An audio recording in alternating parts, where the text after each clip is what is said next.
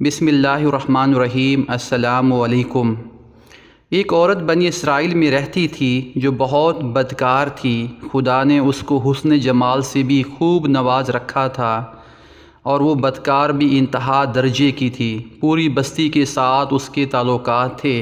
وہ اتنی مالدار ہو گئی کہ اس نے اپنے لیے بڑا محل بنوا لیا تھا اور ایک تخت بنوایا جس پر وہ بن سنور کر ملکہ کی طرح بیٹھتی تھی، اور اس کے ساتھ غلط تعلق رکھنے والے پورے شہر کے امراء تھے۔ اس کی زندگی ایسے ہی گزر رہی تھی۔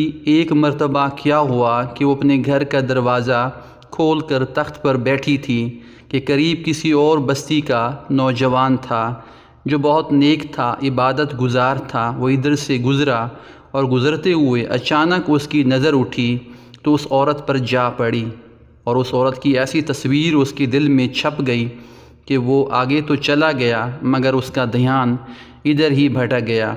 پھر وہ ذکر میں، تسبیح میں، تلاوت میں جب بھی بیٹھتا تو اس کا دل ہی نہیں لگتا تھا۔ اس نے روزے بھی رکھے لیکن دل سے خیال نہ نکلا۔ اس نے اپنے آپ کو تکلیف بھی پہنچائی، کئی دن اپنے آپ کو بھوکا پیاسا رکھا مگر اس کے دل سے اس عورت کا خیال نہ نکلا۔ حتیٰ کہ ایک دن اس نے سوچا کہ جب اس کا خیال سے میری جان چھوٹتی نہیں تو میں اس کے پاس چلا جاتا ہوں۔ چنانچہ اس کے پاس جو تھوڑا بہت سامان تھا اس نے بیچا اور اس نے اتنے پیسے تیار کیے جتنے سے وہ بدکار عورت اپنے پاس آنے کی اجازت دیتی تھی۔ اس عورت کے پاس چلا گیا اور اس کو پیسے دے کر اس کے پاس چارپائی پر بیٹھ گیا اور اس کے ساتھ بات چیت کرنے لگا۔ اچانک بات چیت کے دوران اس کے دل میں یہ خیال آیا کہ میں نے نیکوکاری کے اتنے سال گزارے ہیں، آج اسے بھی دیکھ رہا ہوں، میرا اللہ مجھے اس غیر عورت کے ساتھ بیٹھے ہوئے دیکھے گا۔ بس یہی خیال اس کے دل میں آیا تو اللہ کا ڈر اس پر غالب آ گیا اور نوجوان نے کانپنا شروع کر دیا۔ عورت اس سے پوچھنے لگی کہ تم کانپ کیوں رہے ہو؟ تمہارا چہرہ پیلا کیوں ہو گیا ہے؟ اس نے کہا بس میری طبیعت ٹھیک نہیں۔ عورت نے کہا کہ پھر تم جس مقصد کے لیے آئے ہو وہ مقصد پورا کرو اور چلے جاؤ۔ نوجوان نے کہا نہیں۔ وہ بڑی حیران ہوئی کہ آج تک میں نے زندگی میں کوئی ایسا مرد نہیں دیکھا جو میرے قریب اس طرح چارپائی پر آ کر بیٹھے اور برائی کیے بغیر چلا جائے۔ یہ نوجوان کیسا ہے؟ مگر نوجوان نے کہا اچھا میں چلتا ہوں۔ اس عورت نے کہا کہ تم کون ہو، کیا ہو؟ تو نوجوان نے بتایا کہ میں اس نام کا بندہ ہوں اور فلاں بستی میں رہتا ہوں، اور میرے دل میں یہ خیال آ رہا ہے کہ میں نے اتنی عمر مصلی پر بیٹھ کر گزاری، آج میرا اللہ مجھے تیرے ساتھ بیٹھے ہوئے بھی تو دیکھ رہا ہوگا۔ بس اس کے بعد اس نوجوان کی آنکھوں میں آنسو آ گئے اور وہ چل پڑا۔ چنانچہ عورت کے دل میں خیال آیا کہ کوارا نوجوان اللہ سے اتنا ڈرتا ہے جبکہ اس نے گناہ بھی نہیں کیا، اور میں تو سارا دن اور ساری رات گناہوں میں ڈوبی رہتی ہوں، میں تو خدا سے ڈرتی ہی نہیں۔ اس کے دل میں شرمندگی پیدا ہوئی، ندامت ہونے لگی کہ اب کیا کروں۔ دل میں خیال آیا چلتی ہوں اور حضرت موسیٰ علیہ السلام سے پوچھتی ہوں کہ کیا میرے لیے بھی توبہ کی کوئی صورت بنتی ہے۔ وہ اپنے گھر سے نکل پڑی۔ اب اس بستی کا ایک بندہ پہچانتا تھا، ایسی نامی گرامی عورت تھی۔ وہ چلی گئی اور جا کر حضرت موسیٰ علیہ السلام کو جو دیکھا تو اس وقت بنی اسرائیل کے لوگوں کو نصیحت فرما رہے تھے۔ عورت نے کسی آدمی کے ذریعے پیغام بھیجا کہ حضرت موسیٰ علیہ السلام سے جا کر کہو کہ میں آپ سے ملنا چاہتی ہوں۔ اب جس کو پیغام دیا وہ بھی بیوقوف تھا۔ اس خدا کے بندے نے سیدھا جا کر سب کے سامنے کہہ دیا کہ حضرت آپ سے فلاں عورت ملنے آئی۔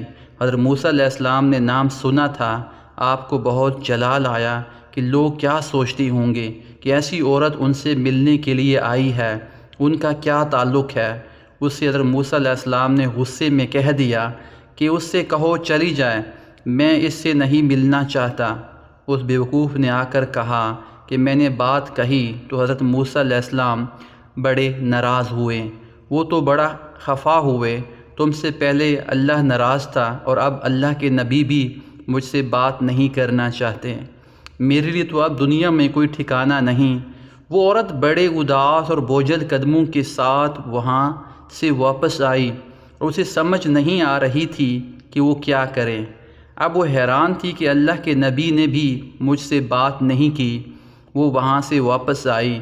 کیا میں اتنی گری ہوئی ہوں؟ کیا وہ بات کرنا بھی نہیں چاہتے؟ چنانچہ وہ گھر آئی۔ اس نے گھر کی کنڈی لگائی۔ اس نے اپنے کسی بڑے سے سنا ہوا تھا کہ بندہ جب اپنے رب کو منانا چاہے تو اس کو چاہیے کہ اس کے سامنے سجدہ کرے۔ چنانچہ اسے کوئی اور طریقہ آتا نہیں تھا۔ گھر کی کنڈی لگا کر ایک جگہ اس نے اللہ کے سامنے سجدہ کیا۔ دل سے یہ کہہ رہی ہوگی کہ میں تیرے سامنے جھک رہی ہوں، یا اللہ میرا کوئی نہیں تیرے سوا، پوری دنیا میں اور کوئی نجات کا راستہ نظر نہیں آتا۔ پھر اللہ کی شان دیکھیے، اس نے رات دن اس کے دل میں خیال آیا کہ میں عورت ذات ہوں، اکیلی مکان میں رہتی ہوں، ایک میری خادمہ ہے، تو میں اگر نیت کر بھی لوں تو جتنے لوگوں نے میرے ساتھ بدکاری کی ہے وہ تو مجھے اس میں نہیں رہنے دیں گے، تو بہتر ہے میں اس جگہ کو چھوڑ کر چلی جاؤں۔ اس نے فیصلہ کر لیا کہ میں یہاں سے چلی جاتی ہوں۔ اس نے اپنے آپ کو ایک سادہ سے کپڑوں میں لپیٹا تھا کہ کوئی کپڑوں کو اور حسن جمال کو نہ دیکھے، یہ کون جا رہی ہے۔ پھر اس عورت نے سوچا عورت ذات ہوں، کہاں جاؤں؟ دل میں خیال آیا کہ وہ نوجوان تھا جس کے دل میں اللہ کا اتنا خوف تھا کہ وہ اللہ کے ڈر سے کانپ رہا تھا۔ اس بندے کے پاس چلی جاؤں، کیوں نہ میں اس کی خادمہ بن کر رہ جاؤں، ممکن ہے کہ وہ مجھ سے نکاح ہی قبول کر لے۔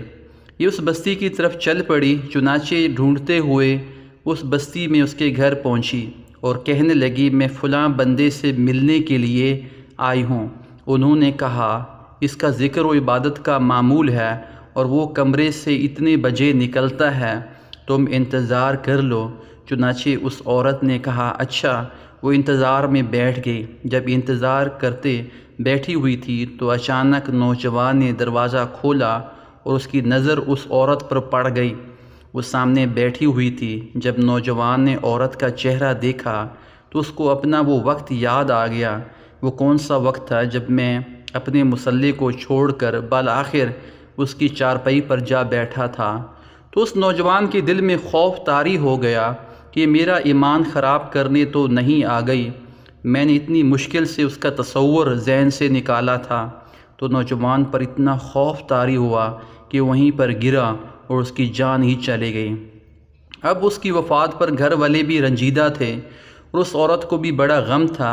خیر 3 دن کے بعد اس عورت نے اس کے گھر والوں کو بتایا کہ میں تو اس نیت سے آئی تھی۔ تو انہوں نے کہا اس کا ایک بھائی ہے، اگر تم مناسب سمجھو تو ہم اس سے پوچھ لیتے ہیں، اگر وہ تمہارے ساتھ نکاح کر لے تو تم اس سے نکاح کر لو۔ اس نے کہا ٹھیک ہے۔ جب بھائی سے پتہ کیا تو اس نے کہا ٹھیک ہے، اگر پہلے ہی ایسی عورت رہی ہے اور اب توبہ کی نیت کر چکی ہے تو میں اس کو اپنے نکاح میں قبول کر لوں گا۔ چنانچہ اس عورت کا اس کے بھائی کے ساتھ نکاح ہوا اور اس عورت کو اللہ تعالیٰ نے 7 بیٹے عطا فرمائے اور وہ 7 بیٹے بنی اسرائیل کی اولیاء میں سے گزرے۔